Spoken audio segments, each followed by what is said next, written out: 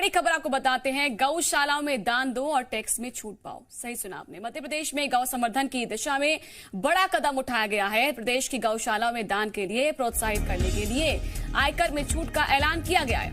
आयकर आयुक्त ने केंद्र सरकार के गौ संरक्षण और संवर्धन संबंधी नियमों के तहत छूट देने की घोषणा की है और इसके तहत प्रदेश की रजिस्टर्ड गौशाला में दान देने पर आयकर में छूट मिलेगी। लोग ऑनलाइन भी दान दे सकते हैं। तो गौशाला को दान दो, टैक्स में छूट लो। और इस पर ज्यादा जानकारी देने के लिए जी मीडिया संवाददाता विवेक पटैया हमारे साथ जुड़ चुके हैं। विवेक, एक नई पहल, गौशाला में दान दिया जाएगा तो आपको टैक्स में छूट मिलेगी, तो क्या कुछ और खास है इसमें, बताएं। मध्य प्रदेश में गौ संवर्धन की दिशा में सरकार का ये कदम है और पिछले दिनों सरकार ने घोषणा भी की थी कि जो गौदान करेगा, जो गौशाला के लिए दान करेगा, उसको इनकम टैक्स में छूट दी जाएगी। और इनकम टैक्स में छूट देने के इस सरकार की घोषणा के बाद आयकर आयुक्त ने जो है इस छूट का प्रावधान किया है, जिसमें भारत सरकार का जो गौ संवर्धन अधिनियम है उसके तहत प्रदेश सरकार की रजिस्टर्ड गौशाला में कोई व्यक्ति यदि दान करता है तो उसको आयकर में छूट दी जाएगी। जो गौशाला के लिए पोर्टल बनाया गया है ऑनलाइन, उस पर जाकर व्यक्ति दान कर सकता है और उसकी जो रसीद है वो इनकम टैक्स दाखिल करते समय यदि वो लगाता है तो उसको निश्चित ही इनकम टैक्स में छूट दी जाएगी।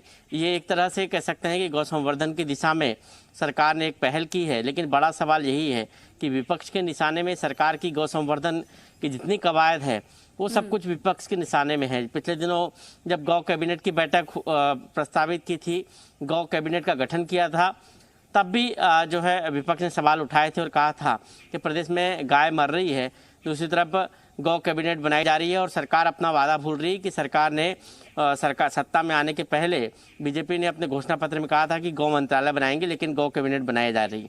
तो ये तमाम बातें हुई थी, लेकिन अब एक बड़ी राहत यहाँ पर उन लोगों को दी गई है जो गाय से प्रेम करते हैं, गाय को एक पूजनी मानते हैं और पूजनी मानते हुए गाय के उत्थान के लिए, संवर्धन के लिए दान देना चाहते हैं। वो यदि दान देते हैं तो उनको इनकम टैक्स में छूट देने का प्रावधान अब मध्य प्रदेश में कर दिया गया है। तय किया है कि कितना आप दान देंगे उस हिसाब से आपको इतने ही % छूट मिलेगी, कुछ ऐसा भी अभी तय किया जाएगा?